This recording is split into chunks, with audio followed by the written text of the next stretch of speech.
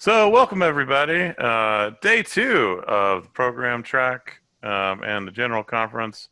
This is going to be our first breakout session for everybody. I know some people joined us last week for our 101 sessions, but now we're getting into 201. So we're going to start things off this afternoon talking about strengthening the foundation. So a lot of you should be, if you've been to one of our conferences before, would have seen these types of sessions before. This is where we talk through kind of all the latest and greatest and what's going on in the world of compliance. So we're going to talk through kind of what changes we need to be thoughtful of and mindful of and aware of as we go into our next grant year. So what are we talking through this afternoon for everybody on the East Coast? It's still morning for some other time zones. So we're going to be going into three different parts, breaking down prior to the start of service, kind of what are some of the changes to be aware of in our current times, during service, what are some changes to be aware of, and then lastly at ending service. So we are going to get into nitty-gritty COVID times. So just be aware of that. We're going to be talking that pretty extensively in this session. Again, if you do have questions, please write those in the chat box or take notes, and then we will have different breaks. But to walk us through kind of the first part of service, we're going to go ahead and turn it over to my colleague, Lauren Triano. All right, thanks, David. So as David just outlined in our agenda, I'm going to start things off by talking about everything that goes into what we often call pre-enrollment, or everything you need to remember prior to starting a YouthBuild AmeriCorps member's term of service. So there's two categories that I'm going to outline in this section. The first being eligibility documentation, and the second being criminal history checks. So I know I'm starting things off with the most exciting and interesting parts of our work, but they are important. So kicking things off with eligibility documentation. Matt Fisher actually alluded to this briefly yesterday in his opening. So throughout this presentation, and really all of our presentations in the program track today and tomorrow, we're going to be talking about a lot of sort of allowances and modifications that CNCS has been making during these crazy COVID times. However, we also want to pause and talk about the places in the regulations where there isn't really flexibility, even though we know there's challenges. Unfortunately, that's where we find ourselves with eligibility documentation. When we're talking about collecting these documents, CNCS hasn't made any changes to the policy that requires you to collect and verify member eligibility documents prior to enrolling young people in e-grants. All right, Hi, so all. Hey, Mary. Hello. Yeah, so you're talking about verifying their picture ID, which name and date of birth, so government issued. You're talking about social security card, and you're talking about some sort of citizenship verification, like a passport or birth certificate. Awesome. Thank you, Mary. You hit the nail on the head. So, Mary, thank you. Yes, you listed all three things that I want to make sure we're all on the same page about. We need to collect a valid government-issued photo ID. We need to collect proof of citizenship. The three main forms of that would be a birth certificate, sometimes a passport, or a permanent resident card. And then we're also collecting that social security card. So I know we're all used to this. We want to make sure that it's understood. We know that it has become more challenging to collect these documents in the pre-enrollment process because of all different challenges related to COVID-19. We do still need to get all of these documents verified before we're enrolling members. So the conversation we want to have here is that as you look forward into this next grant year, it's going to take possibly some extra planning and extra time to collect all of these documents. And I want to just dive into this a little bit to try to name and talk through a few challenges and things we want you to think about planning. The first just being, how are you going to collect these documents? So we know typically that would have happened in person. It used to be that we were all in person all the time, and you would do large in-person mental toughness, ask people to bring in these documents, sign everything in person, and be good to go. Best case scenario, you're still able to plan some sort of in-person intake process for your members, even if it's happening with individual appointments or very small groups in the days that your staff are in the office and you can have young people who you're getting ready to enroll come and meet you in person. If that can't happen, you can absolutely also explore sort of electronic ways of collecting this documentation. That's really up to you at your program, what you're comfortable with. These are sensitive documents. You want to make sure that you have a secure way of collecting them electronically, but that's also a possibility. Again, we just want you to think about this now and plan ahead for the grant year about the best way of doing this based on your current situation at your program.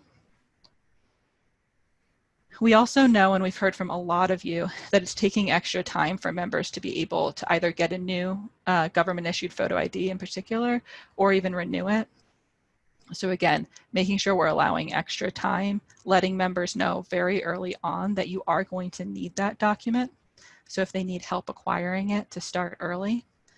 Also a small reminder to look into your local government, local RMVs. There have been times, I know this happened in Massachusetts when during COVID and when things were closed, there was actually an extension if your ID expired. There was an extension for the length of time that you had to renew it. So I would look online to see if any of those allowances were made in your area. We'd want you to print out the official notification that you find that explains an ID that expired in March had until really September to renew it, right? It's different everywhere, but if that was true in your area, look that up, print off that official documentation and have it in the member file with the ID. So one possible area where there could be a little flexibility. We also want to remind you that AmeriCorps funds can be used to help with this whole process. So if you're looking at new technology solutions to collect documents electronically, or of course with acquiring IDs, that whole process, any reasonable funds that are associated with determining AmeriCorps member eligibility can be put on the AmeriCorps budget. So another small area where we can offer some help and flexibility here. And the last thing we'll say is talk to your portfolio manager if within all of this you're still experiencing a lot of issues and trouble collecting eligibility documentation. We want to hear from you, so let us know. We always also want to be advocating for you, so if this turns into a big problem this grant year, we want to be able to pass that on up the chain, potentially to RPO at CNCS, and advocate for you as much as possible if there is anything that we can do to get around this, in case you really can't get this documentation. But always start by talking to your portfolio manager if you're really having a lot of trouble. Okay, so then we're going to transition into everyone's favorite topic, I know, criminal history checks. But there are some things we need to think about in planning forward into this new grant year. A lot of what I'm going to be talking about in this section has to do with TrueScreen and FieldPrint. So I'm going to focus on those two primary vendors that most of our programs are using. If you do happen to be one of our programs that has a waiver right now to use different vendors, then just make sure to start the grant year by being in touch with your portfolio manager so we can make sure there's no major changes to what your process will be. But in this conversation, I'm going to be speaking specifically about TrueScreen and FieldPrint. I also want to acknowledge from the start that this isn't actually brand new information because of COVID, but it is something that we want to highlight and that CNCS is highlighting to make sure all grantees understand some flexibilities in the criminal history check process that may help you if we experience more closures because of COVID. So when we're going through our criminal history check process, there's of course 3 steps of the process. TrueScreen is the vendor that covers our NSOPW and state checks. And as always, that check needs to be complete prior to enrolling somebody in eGrants. You need to order it, it needs to be returned, you need to review and adjudicate the results in TrueScreen before you enroll a member. No flexibility there. Where we have flexibility is with the FieldPrint FBI check. This check actually only needs to be initiated prior to starting service. And we're going to dive into exactly what that means. It's come up a lot in the spring. We anticipate it might come up more in this grant year if FieldPrint live scan locations are closed. We don't want that to get in the way of you enrolling young people and starting their service. So what I've just put on the screen in the teal colored box, we'll call it, is language directly from CNCS's FAQs related to COVID-19. So this is where we've been going as a team of PMs constantly to see what updates and guidance CNCS is giving and allowing in these COVID times. So what they're outlining here in this text is explaining that if you go into your FieldPrint account to schedule a live scan appointment for people that you're getting ready to enroll, and you realize that the location closest to you is closed because of COVID-19, those locations are still allowing you to schedule appointments for future dates. And so what you should be doing is scheduling live scan appointments for a future time when the local site expects to reopen. And that scheduling of an appointment satisfies the requirement to initiate a background check. Once you've scheduled that FieldPrint check and you have a complete TrueScreen check, you have satisfied the CHC requirements to enroll a young person. Now, I do want to pause and just say, if your live scan locations are open, running normal hours, fully available, we still strongly recommend that you complete the FieldPrint check prior to enrollment as well. This is really, again, in case we all experience more closures in our area, to not hold up enrollments. Of course, when it comes to criminal history checks, there's always going to be a few more things that we want to make sure everyone understands. So again, what's here comes right out of CNCS language FAQs that are posted online, especially the first 2 bullet points. So when we're talking about initiation, and when we're saying that you can enroll a young person once you've only initiated a FieldPrint check, you must be able to document how and when that check was initiated. Luckily, FieldPrint actually makes this pretty easy. So most of you are probably familiar with this. If you schedule a FieldPrint check, you get that appointment confirmation that ends up being kind of a one-pager that you can print out. It has the member's name on it with the date of the appointment that you set, but then it also lists the date that you scheduled/paid for the appointment. And that's the date stamp that counts for initiation. So you want to print out that documentation and put it in the member file to prove you initiated the check prior to enrollment. The second bullet point here was also in the CNCS FAQ on this topic. They're really calling out a reminder that I thought was an important reminder to call out in our network also. They say you must have policies and procedures outlining how you initiate checks and apply them consistently. So hopefully this sounds familiar. This is something that we've talked about a lot in the last year or two. For those of you who've been around for that length of time or more, we developed CHC policy and procedure templates that we had all of you customize, send back to us, and we have asked you to make sure that those are living documents that you're updating regularly. So this is a reminder, make sure that your written policy that you have at your site about your criminal history check process is up to date and reflects your TrueScreen and FieldPrint process. Obviously, one last thing, we've talked about initiating the checks. If you've documented your initiation, you can enroll the member. Obviously, we still have to remember to follow up and actually get that check run, right? It's your responsibility once you've scheduled that check. When that date comes around, make sure the young person gets there, completes the check, and then you document the results and adjudication when it is complete. If the date for that appointment comes around and the live scan location is still closed, or as we know happens frequently sometimes, a young person misses the appointment, you need to get right back into FieldPrint, reschedule the appointment, and keep the documentation of that rescheduled appointment along with the original appointment, and then follow up again when that new appointment time comes around. We have to close the loop. We always have to remember that. And just a quick call out maybe to the chat box this time.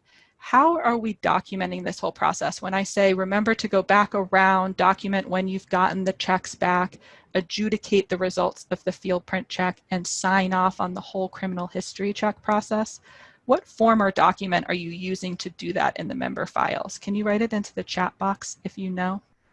What form? Okay, yeah, I'm seeing people start to write EVF, eligibility verification form. Awesome. Yep. So again, that side of the EVF that lists all of the steps of the criminal history check process, you're not signing off on that until you have totally closed this loop and you have the results of your last check, the FBI check back. So you go back, say the date that you received the results, adjudicate the FBI check on the EVF, and then finally sign off on the form. So again, just closing the loop. There's one more thing I have to talk about with criminal history checks, and so I'll go to the chat again. For those of you who are experienced, or those of you who went through our 101 track last week, maybe you can guess what I'm about to say. So we're talking about young people who have pending checks. Not all 3 parts of their criminal history check are returned, but we've already enrolled them in AmeriCorps and they're starting service. What really important concept do we have to remember and be aware of in this case? Throw it into the chat box. I'm seeing supervision as the first idea. Vulnerable populations, accompaniment. Yes, absolutely. Thank you. I know a lot of this is a review for all of you, but again, we just think it's a really important review going into this grant year. So let's pause for a moment, make sure we're all on the same page about this. So while yes, you can enroll a young person in AmeriCorps when that FBI check is only initiated, members with pending checks can't have access to vulnerable populations until all their checks are received and reviewed for eligibility.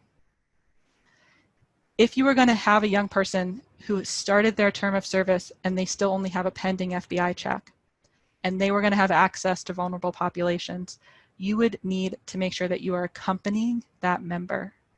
That is a complicated, hard process. Okay, it means essentially one-on-one supervision with each young person who has only pending checks. If there's access to vulnerable populations, you have to be able to document that one-on-one supervision in very specific ways.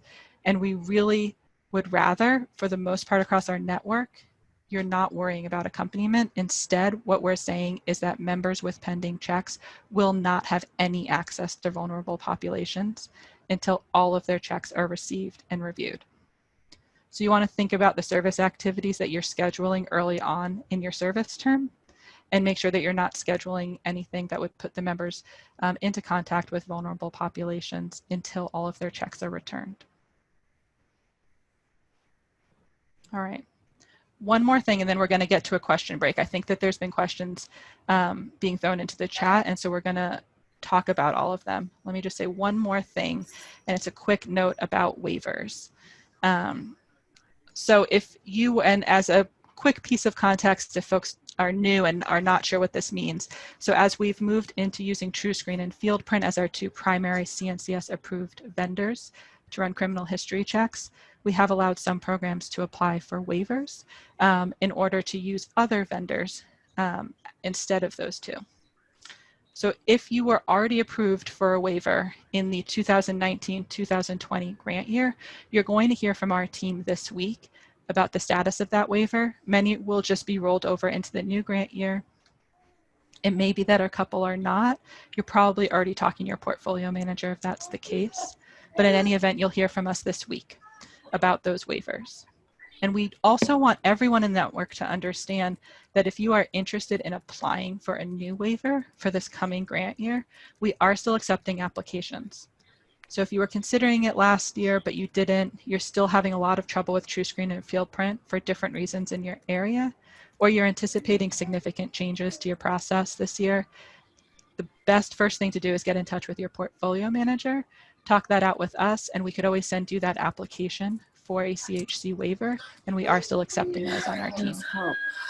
Yeah, I've been taking some notes, but I would say please remind me in the chat if I failed to get it as it was scrolling past, and my fellow portfolio managers, please add in if you think I've missed something. But our first question was about expired IDs and adding them into TrueScreen. So I would go back to what Lauren Troiano was mentioning about how there are some allowances within your state to extend the expiration date. In that case, I would think it would be appropriate to put that in TrueScreen as long as you have that backup documentation. But if the ID is expired and there isn't that special allowance, then no, we would want to wait until you've been able to secure a new ID. So not a satisfactory answer, but I think that's the one that we need to go with. The next question I saw in there was about scheduling an appointment in FieldPrint. So we were saying, you know, you just pick a date in the future when you think that the FieldPrint location is going to be open again. And can that date, does it have to be before the start date or can it be after the start date? I would choose the date that you anticipate the location to open again. And if that is after the start date, that is still okay. The point of this allowance from CNCS is to keep the young person from being penalized and stopping their service. So if it's going to be 2 months and that's when the field print location thinks that's what they're going to open, schedule it for that. We have still taken a documentable step by scheduling the appointment. And you can certainly talk to your field print location about when they think they're going to open again, or you can contact your portfolio manager. We've received a list from CNCS of all the locations that are closed, as well as information about when we think that they're going to open again. So please be in touch if that's something that you're experiencing. The next question I saw there was, I think, referencing that field print locations are kind of like franchises, and they can be at a lot of different places. And there may not be the same standards of customer service, or the locations may make us uncomfortable. So I would say that those field print locations are outside of the control of YouthBuild USA. But as Lauren Troiano said, we want to advocate for you. So if you are having significant problems with your field print locations, let your portfolio manager know, and we can pass that on to CNCS, who is managing that partnership. And I'm sure that they will be renewing or choosing not to renew that partnership at some point. So again, providing that valuable feedback through your portfolio manager about any issues you're having with a vendor like FieldPrint is something that we want to hear from you about. Let's see. There was also a comment, I think, asking about virtual access when it came to vulnerable populations. Mary, is that correct, what we were referring to there? Yes, when it comes to vulnerable populations, those same stipulations do apply for virtual access. I think those were all the questions. So please keep the questions coming in the chat. I'm going to go ahead and move on, but we will have breaks throughout the presentation to address those. So the next thing that we're going to get to is during service. So during service, we're going to talk through some member activity questions focused on prohibited activities. We're going to get into position addendums, which I know some of you guys have been doing, and we'll have more of those as we move along. Talk a little bit about a teleservice policy, electronic signatures, and then suspensions. So let's dive right into what are some things to think about during service in the current time. So we've got kind of the branching path of what's going on. So ideally at your program, you know, you're able to engage in your regular service. But we know that that's not always the case right now. And also things might change, right? I think we are trying to anticipate challenges down the road. So if something happens in the fall, that we're already set up to make those pivots and adjustments. So one of those things is talking through addendums, suspensions, and then lastly, we'll talk through exits. But let's talk through some things for regular service that are relevant for our current times. So we're going to try and do another interactive piece right here real quick. So if you've joined us for previous trainings or you were here last week for the 101 track, we talked through the difference between YouthBuild time and AmeriTime. Is there anybody who would feel comfortable, and we can unmute you and you can talk a little about kind of what's the difference between YouthBuild time and AmeriTime? So go ahead and use those reactions if you would feel comfortable, and we'll see about unmuting you. Oh, excellent. So go ahead, Lane. You want to tell us the difference between AmeriTime and YouthBuild time? Well, yeah, you could have YouthBuild time, time that members participated in your YouthBuild program and activities that didn't qualify for AmeriTime. They fell under one of the prohibited categories. Excellent. Yeah. So just you know, time that you're still spending at the program, you're just not crediting it towards those AmeriCorps hours. So thank you so much, Lane, for go ahead and sharing. So and everybody, and I see some shout outs in the chat. Shout outs to Lane for being brave and bold and being willing to share. And I appreciate you doing that. So there's some setup for YouthBuild time and AmeriTime. So let's talk through prohibited activities. So I'm gonna let you guys off the speaking hook. We're gonna do this in the chat where I see people seem to be a little more comfortable. We've got this acronym developed by Operation Fresh Start, YouthBuild Madison, BURP. Could people, you could list all of them or just one? What does BURP stand for? I'm already seeing some people go in. with the acronyms. We got a couple in the people in the chat putting things out. Let's see if we can get some folks responding. What does BURP stand for when we talk about prohibited activities? All right, we're getting some responses in. So people emphasizing different parts. A lot of people getting the whole acronym, so kudos to you guys for grabbing that. So great. So businesses, union, religion, politics. All right. So thank you everybody for doing that, putting that in the chat. So again, you know, these are activities that are explicitly prohibited by CNCS. So these are things that we absolutely cannot do while earning AmeriCorps hours or wearing the AmeriCorps A. So, and the phrase that we kind of use is on AmeriCorps time, I don't burp. So let's spend some time talking through the P part of burp, because what do we have going on in 2020? We've got an election. And that brings with it a lot of these questions around sort of what is and isn't appropriate for AmeriCorps during this time. So we're going to do a quick activity with you guys, a lightning round of questions. It was pointed out during our run-throughs that our presentation did not have any memes. So I added a meme in here. It's an old meme, but it's a good meme. It's a perennial meme. It's the Drake meme. So in the chat box, we're going to go through and I'm going to ask you a series of rapid fire questions. So get your kind of fingers ready. We're just going to, it's just N and A. That's all you need. You don't need to capitalize it. You can use lowercase. That'll save you time. All right. So we're going to go through, we're going to be quick. We're going to put in the chat box a series of answers around there. So is everybody ready? I'm seeing some people get ready. Fingers on the keyboard, ready to go. All right. So again, reminder, N for not AmeriCorps appropriate, A, AmeriCorps appropriate. All right. First one. We're going to run fast. So first one, voter registration, NRA. Voter registration, NRA. Ooh, look at those lightning fast fingers. Look at you guys. And I respect the people who are still capitalizing stuff. That's either you're keeping caps locks on or you're doing the shift key real fast.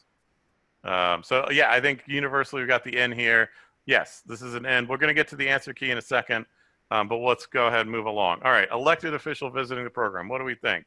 NRA. All right, I'm seeing some mixed responses. Oh man, somebody put down a whole sentence response. Look at you, Michael. That's some fast fingers right there. All right, NRA. All right, we're going to talk about this one in a second.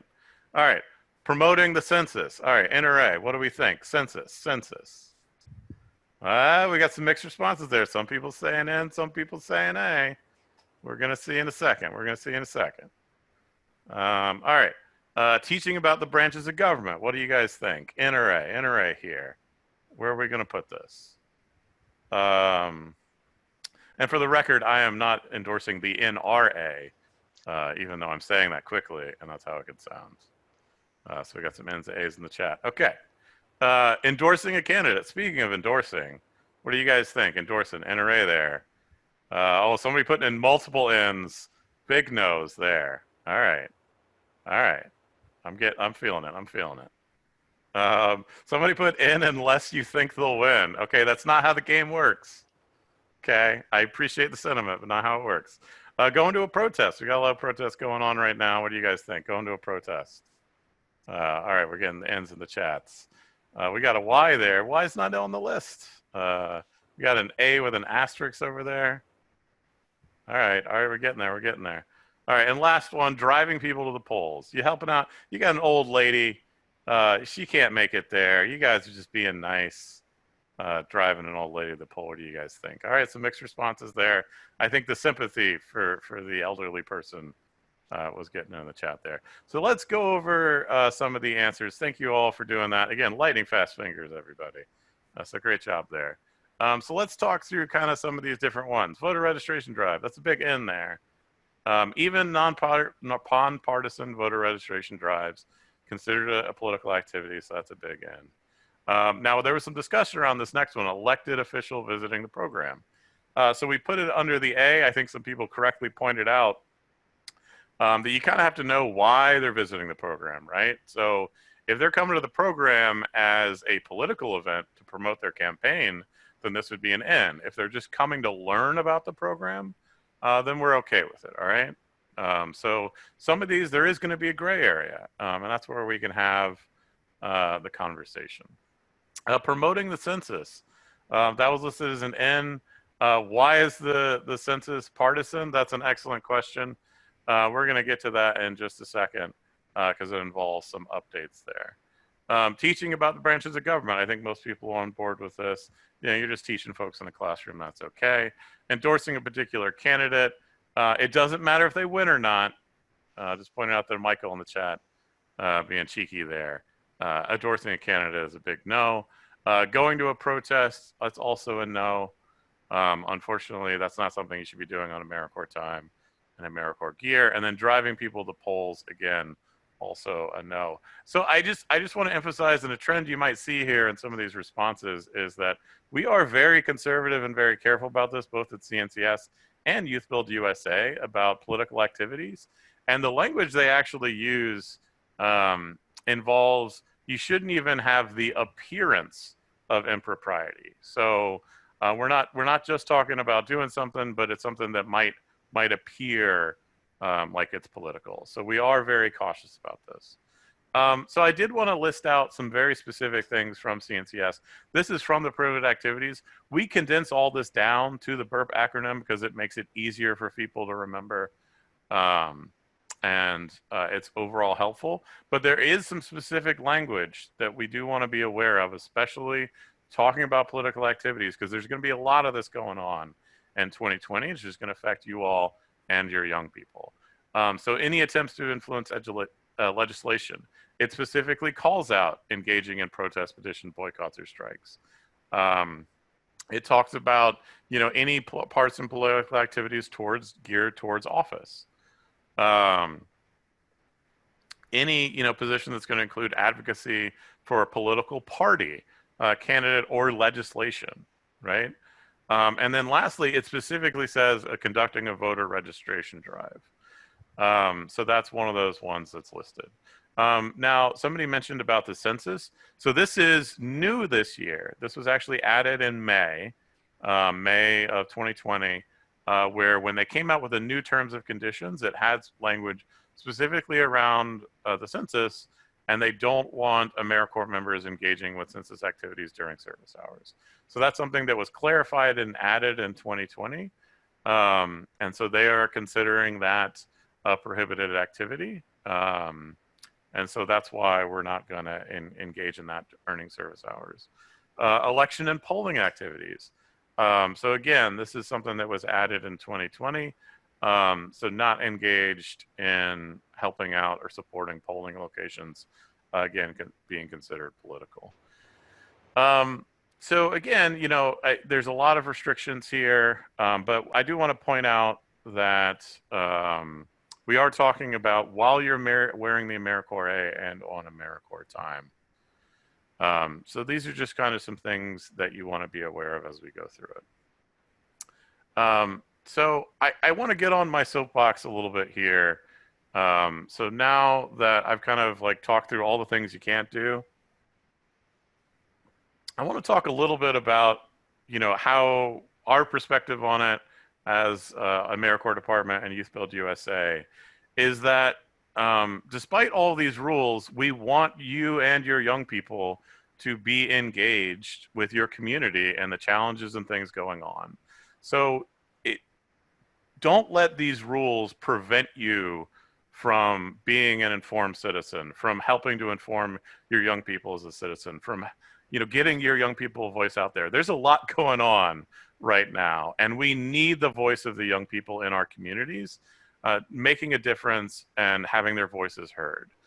Now, we want to make sure we're following the AmeriCorps regulations. We don't want to see, you know, young people wearing the A or earning hours during these political activities, but that doesn't mean that we don't want them engaging in those activities, right? I mean, I think there's a reason why we had Scott and Zuri on yesterday highlighting the good work that they're doing in Philadelphia, and it's because we believe in the power of young people to affect change.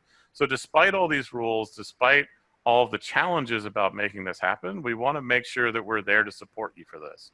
So please, if you want to do the civic engagement work, you're concerned about following the rules, reach out to us, have a conversation. We want to find ways to make it work, even if it doesn't mean counting those hours for AmeriCorps. We still want those young people to have their voices heard. So I just want to make sure that we get that across as we talk through all these rules, that we're really not trying to silence you or your young people and their engagement with their communities. So with that, we're going to go ahead and pause for a second around questions. Are there questions from the chat we need to bring up and address? Yeah, we had just one question, and it was about kind of finding that line. Is it all right to have a polling site at your location? So I'm assuming AmeriCorps members aren't going to be engaged at that, but could it even be at your building? And I think we have to be careful about that, but the answer is yes. We have to make sure that we are not using any AmeriCorps resources toward that work. And then second, I think everyone at your program needs to be prepared to talk about the difference. I think that this is potentially we're entering into some risk, but if we're not using AmeriCorps resources, members aren't earning hours for this, we're not wearing the AmeriCorps A, that it is allowable. There's also a good question, and I'm glad we'll get a chance to bring this up, is do prohibited activity regulations also affect staff? So if you're a staff member who is listed on the AmeriCorps budget, either expense or match, if any part of your salary is going to come from the grant, then yes, those prohibited activities do apply to you. But it's really about the source of funding. Just because you do AmeriCorps work doesn't mean that the prohibited activities apply to you. It has to be listed on the grant. It also applies to volunteers. So we can't use volunteers as a way to get around the rules. So if your AmeriCorps members are going to be maybe recruiting and managing volunteers that are going to do a voter registration drive, they couldn't do that on AmeriCorps time. So moving on to kind of the different branching paths, we're going to talk a little bit about the idea of altering your member's service while they're serving. So this is a service addendum. So when should you use a position description addendum? It's really anytime you're going to experience a major change in member activities. Now, this might be a result of COVID-19, right? You might have a circumstance where that member is no longer eligible to do the same activities as they were. And Matt and LV are going to get into a little bit more detail about this in the other session, but you might have a switch in activities. You also might have a change in service tracks. Some of your programs are approved for multiple different service tracks. You might have construction and you also have community health and wellness. And you've got a young person, they do spend a few months in construction, ultimately decide it's not the best for them, and then they end up wanting to switch. Now that's allowable under our grants, assuming that both those service tracks are with our grants, but it would require this position description addendum to make sure that you're officially acknowledging that change in their service activities. This also applies to full-time members. So if you have a full-time member who is changing their service activities, you need to talk to us and then also go through this position description addendum. So, you know, anytime you're gonna do kind of a major shift like this, please have that conversation so we can talk through what those new activities are. We do have, so the document you guys see on the screen here is the one specifically targeted towards COVID-19. So that is available up on our website. If you start the year with a certain position description, and then if maybe a few months in, there are some circumstances going on and you need to change that, we do have this document available to use. So just some things to keep in mind. Is this position description addendum is a change to the member service agreement. So that position description is always a part of the service agreement. And so that means it's like legal acknowledgement of the change in service activities. So it needs to be signed by both the member and staff if you're going to make these changes. And we also, just as a best practice, ask you to include an internal memo about what's kind of going on, right? Because, you know, there might be staff turnover or different issues where you want to keep that record of why was there this change in the member activity. We thought they were going to be doing it this whole time, but now maybe a few months in, we have to change it up. So please keep that in mind as you do a position addendum. If your member is experiencing significant change in their activities, we do want to make sure that you're doing that. This is also often accompanied with a teleservice policy, right? So you got to change in your members' position activities, and now they're doing a lot of things from home and they're different activities. So we're also going to ask you to have this teleservice policy in those circumstances where you have a young person earning hours. So if they're earning any hours for the AmeriCorps grant at home, we want you to ask you to have this teleservice policy. Now, on the right-hand side over here, you see this is a screenshot from our template. And you can use our template or you can use other means. It's kind of what works for you. But we do ask that the program, it includes provisions for the supervision, the approved activities, and timekeeping. And we'll talk about some of those in a second. You need to send it to your portfolio manager, and then we ask that you update it on a regular basis. I mean, there's a lot of change going on right now, so please make sure you're updating that. So under the teleservice policy, when we're speaking about supervision, what we're really talking about is kind of the who, what, when, and how of those members and what's going on with them. So, you know, among your staff members, who's checking in on them? What are they checking in around? When are these check-ins happening? And how often is that going on? So when you're writing out your teleservice policy, kind of please keep these questions in mind as you go through it. In terms of timekeeping, I wanted to share an example from one of the programs. They sent me in their teleservice policy, and I think they did a good job of thinking through these questions and also thinking through how the timekeeping would look. So I'm going to go ahead and share this example, and we'll talk through it. So the first thing is, and I changed the names as YouthBuild Redacted, but members will be allowed to earn hours when they are joined in a video call working directly with YouthBuild staff during structured times throughout the day. So this is very specific language. It gets to when are we going to count hours for our young people if they're doing teleservice. And so this one is very specific, very direct, and has a lot of points in it for how they're going to count those hours and make sure that they are reasonably counted. So the next piece, talking about member attendance. Member attendance will be tracked using a Google form sign-in timestamp, a screenshot of the attendees on the call, and a roll call taken by staff. So they're using 3 different methods to kind of track attendance, which is, you know, kind of above and beyond. But they're making sure that they have this clear line of documentation about this member was here at this time, and we're counting these hours for this individual. So again, very detailed and specific guidance. And the last one, members will be able to sign and verify their attendance and timesheets bi-weekly using DocuSign. So again, very clear on what their policy is, how it's going to work for the young people, and what needs to happen. Now, it's very important that when you have a teleservice policy or any policy really, that you follow what you've written. So once you write this down, you need to make sure that you're following what you wrote. If you're going to make any changes, so you may have this really great plan, right? And then you go in and you work with your young people and you find out, you know what, like it's not working to use a Google form. We're going to have to switch to something else. Well, you should update that in your policy now and make sure that updated policy is on record, because CNCS will hold you to whatever you write out in your policy. So please make sure you're checking back in with these documents. There should be living documents that are updated as things change at your program. So this specifically mentions DocuSign. So I want to talk through electronic signatures because I know we've had some questions about this and some people are looking to do this. So there are some specific things that CNCS asks for electronic record keeping. The first one is that you have it written down. There's a written policy.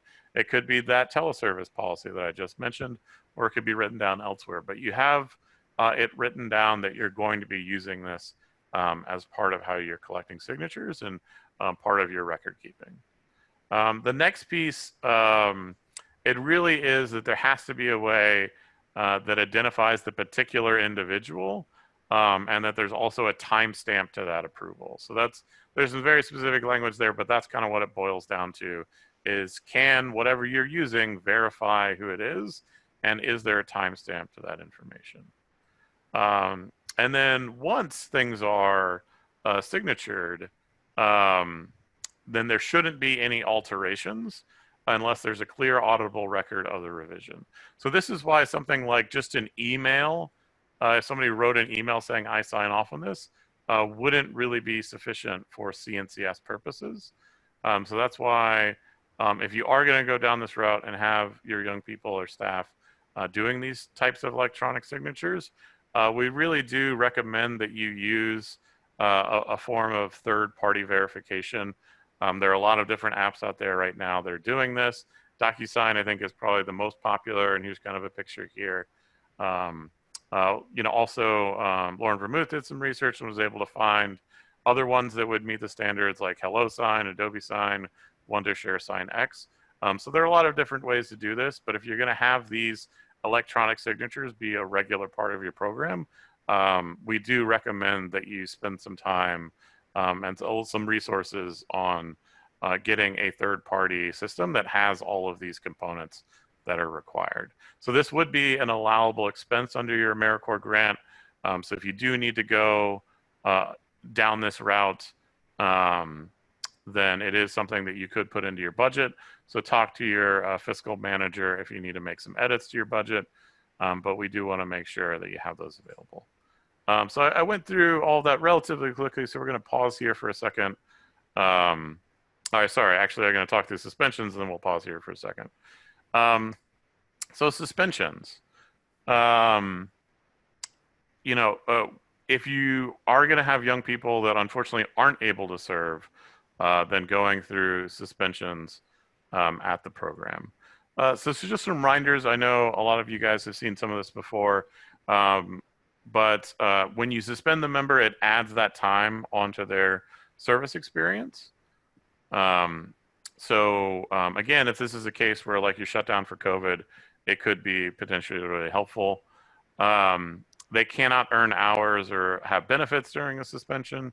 Now, there are some exceptions to that COVID-19. If you, for full-time members, you want to talk about that, we can do that. You really should be doing this within e-grants within 30 days. So if you are making that decision that your members aren't earning enough hours right now and you want to suspend them to pause their service term, that's definitely an option. And if you need more guidance around it, please talk to us. We do ask that you make sure that it's documented. So we ask for you to document it in the file through the suspension reinstatement form. It should be documented in eGrants. In fact, if it's not done in eGrants, it doesn't exist. So please make sure it's done in eGrants because that's the official record of the suspension. And then we also ask that you do it in DYB so that we have an understanding of what's going on with the member and their hours. We also have a suspension snippet. So this actually walks step by step through how to do a suspension. So if you've never done one before, we'd ask you to go to our YouTube channel, take a few minutes, watch the video, and I can help walk you through how to do that suspension in eGrants. So we've gotten to the third part of this presentation. I am aware of the time, so I'm going to see if we can get through all of this in the time we have left. We're talking about ending a member's term of service now, and there's just one topic that I'm covering here, and it's specifically about compelling personal circumstance exits due to COVID-19. So right from the start, I do want to say this is going to be a little bit of a review for some folks. We did do a webinar about this topic specifically earlier in the spring. This is going to be a lot of the same content. What we feel like and what we've heard from a lot of you is that several months have passed since we first released all of that information, and now is the time that a lot of you are getting to that decision point about making those exits. So we want to make sure we're all on the same page moving into the new grant year about exactly how to administer and document these exits. So again, where we're at in the presentation, we're all the way over there on the bottom right. We're going to talk now about exit as a strategy during these COVID times. So quick bit of context back to CNCS's COVID FAQs. The question that we're diving into in this section is, may members be exited for compelling personal circumstances if they're unable to serve? And CNCS's answer to this is that extended site closures and sustained disruptions could reasonably justify a compelling personal circumstance exit. And then they're quoting their regulations there. So the piece of context to understand is that compelling personal circumstances was already a piece of AmeriCorps regulations. We've always trained on that as an early exit option or strategy. And what CNCS is allowing is that COVID-19 related issues, closures, disruptions count as compelling personal circumstances. Okay. What also helped us out here is the CARES Act. So the CARES Act provided CNCS with a waiver that allows AmeriCorps members to earn the full value of their education award if the grantee determines that completion of the originally scheduled service term is no longer practicable due to COVID-19. And we're going to dive into exactly what no longer practicable means. What's important to get here is what percentage of hours qualify the members for what amount of their education award. Okay, and the first two boxes here, the blue box and the green box, are actually very similar to, again, the normal CPC rules. If a member is still under 15% of their total hour requirement when they need to exit, they are not eligible for any part of their award. Once they've crossed over the 15% threshold of their total hour requirement, they are eligible for a partial education award. Again, same as is in the case with all compelling personal circumstance exits. Now, when we're talking about COVID-19 exits, what's new is this box on the bottom. Once a member has earned over 50% of their hours, they are now eligible for a full education award if we can tie the reason why they did not complete their hours to COVID-19. Okay, so what reasons qualify? When can we use these specific COVID-19 exits? So here's some language directly from CNCS. The first bullet point, lack of service activities, is obviously the most all-encompassing, right? And that's the one that most all of you have experienced at your programs, right? A lot can fall into that bucket. But we want to make sure that the last bullet points we're covering in this presentation also, so we understand that if continued service would pose a risk to the health or safety of the AmeriCorps members or others, they can be exited early with potentially a full award. If a member tests positive for COVID-19, or if a member self-identifies to be high risk and unable to serve due to risks posed by COVID-19. Okay, and the last one is really important to understand too. I think it's come up already. If a member has full-time caregiver responsibilities, including situations in which the member's regularly scheduled caregiver services have been canceled or disrupted due to COVID-19, they could take advantage of this early exit opportunity. We know that we have young parents in our network, right? So if there's members who rely on daycare services in order to attend your program and their daycare is closed because of COVID-19, that would allow them to qualify for these early exits as well. Okay, so we've talked about then when the situations are that we can be using these exits. Really quickly, we want to touch on a couple ways that we want to make sure we are not using these COVID exits as we move into the next grant year.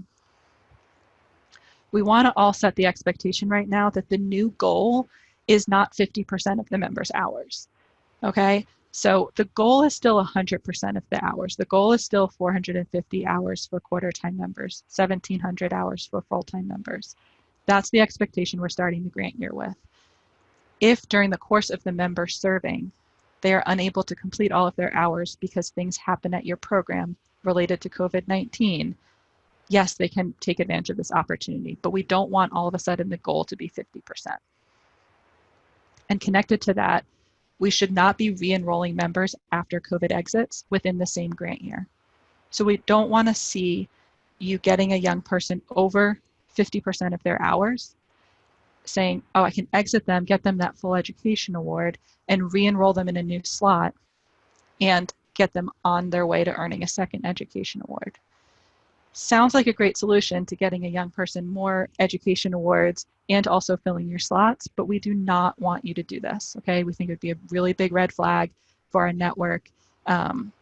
If you're worried about enrollment, that's really its own bucket of an issue that we'll be addressing as the next grant year moves forward. We don't want you to try to self-fix that issue. by doing this strategy. Goal is still 100%. And once you exit a young person with a COVID exit, really that means they're moving on from the program. They shouldn't be automatically re-enrolled. Okay, so I'm going to go through the 3 steps of the procedure for exactly how to administer and document these exits. I want to call your attention, what you see on the right-hand side of the screen is a written policy and procedure document that's living right on our website that outlines in detail everything I'm about to talk about. So just so you know, that's there for you to reference after this. But the first step is going to be to document the exit in the member file. Once we know we have all the proper documentation, we're going to go into eGrants and do the exit there. And then there's a third new step to the specific COVID-19 exit process where you're going to report these exits to us. All right, so completing the documentation in the member file, we have a new form. As you know, if you're not new to this network, we always have a form for you to fill out. We have customized the compelling personal circumstance form that you may be used to using into a specific COVID-19 exit form. So if you're doing COVID-19 exits, please make sure you are using this form. You probably can see, even in this blurry image, there's a lot of specific COVID-19 language on this form. So when you're doing COVID exits, please make sure to be using the correct form. Like all of our exit forms, all of our forms in general, we always want to be talking about backup documentation. So in addition to filling out this form and having it in the member file, we need to make sure that there's some kind of backup documentation to verify that this member's service was in fact disrupted due to COVID-19. So some options that we've talked about are getting online, finding that official statewide notification or local city government statement that required your program to close. Maybe even the official notification from your parent organization that listed the dates of which your program was going to be closed down. Maybe even the notification from your primary housing partner that states they're not accepting more volunteers at this time, right? But some kind of backup documentation that shows and proves how this young person, why this young person wasn't able to finish their hours. And I would say at this point, if you have questions about that, talk to your portfolio manager. And really the first time you're doing these exits, involve us in the process. We'll help make sure you have everything you need. Quick reminder, don't forget about hour logs, and you always still need a final evaluation filled out for every young person, particularly if we're giving them an education award. We need that final evaluation in their file also. Okay, so how are you doing this exit in eGrants? Biggest thing to know, there's only one time you're doing something different. If you're exiting a young person with no award or a partial award, meaning between 15 and 50% of their hours, everything you do in eGrants is exactly the same as you've always done it. The only time it's different is if somebody has earned over 50% of their hours and you're exiting them early for a full award. And what you're doing right here in the hours of service field, you're actually going to enter the full hour requirement of the member's slot type, regardless of whether or not they did that, right? Which they haven't because we're exiting them early. So in this example, we're looking at a full-time member. And even if this full-time member only completed 70% of their hours, we're still writing 1700, the full hour requirement of that slot type in this field. And then down here, we're selecting eligible for a partial education award. Okay, I know I'm breezing through this quickly. I just want to be sensitive of time, but we will have this recording available later. We already have a recording of our original webinar available also, and we're of course always available for questions. The last piece of this process is going to be reporting to YouthBuild USA on these exits. So as a piece of this FAQ coming from CNCS, what they're requiring is that at the end of the year, we will be able to report to CNCS on all of the individuals in our network who were given COVID exits and the actual number of hours that they served. So this is the tool that we've developed in order to help organize that process. It's simply an Excel spreadsheet. It's available on our website for you to download. You can download it, put it on your desktop, and every time you do a COVID exit, enter it in here. You only have to send this to us once when you have completed all of the exits you anticipate doing in this calendar year. And then at the very least, we need you to send it to us by the end of the year. December 31st is the deadline to send us this complete Excel sheet for all of the exits you have done. And again, you can see it's just asking for the member's name, NSPID, slot type, and this is where you're going to enter the actual number of hours that the young person served. All right, and the last thing that I just want to point you to is our COVID-19 resource page on our My AmeriCorps or My YouthBuild AmeriCorps webpage. Almost everything that David and I have talked about in this presentation is a living document on this webpage that you can go to and download all of the templates David talked about, teleservice, all of the exit forms and policies and procedures that I just went over are available for you right on this webpage.